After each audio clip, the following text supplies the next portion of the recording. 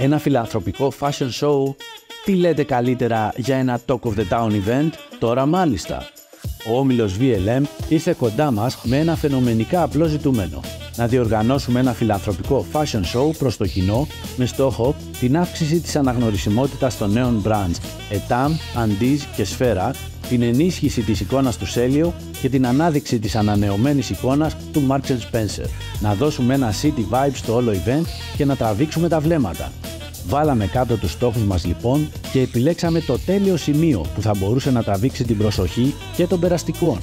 Στήσαμε λοιπόν την πασαρέλα μας στο κέντρο της πόλης, την πλατεία Σπυριδάκη, στο υπερσύγχρονο 360 Building Νικοσία. Θέλαμε όμως μια ιδέα out of the box για να αναδείξουμε το χαρακτήρα του κάθε brand. Και τη βρήκαμε. Κανονίσαμε κάθε ένα από τα 6 να έχει τη δική του ξεχωριστή live μουσική πάνω στη σκηνή. Επιλέξαμε αγαπημένους ερμηνευτές και παράλληλα με το show, οι θεατές μας απολάμβαναν και ένα ξεχωριστό live performance κάθε φορά που εμφανιζόταν το κάθε brand.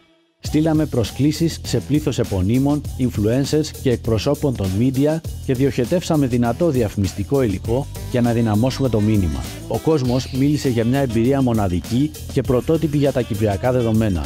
Ακόμη και τα λεωφορεία που διέσχιζαν τη Μακαρίου σταματούσαν για να την παρακολουθήσουν. Το είπαμε και το κάναμε. Talk of the Town.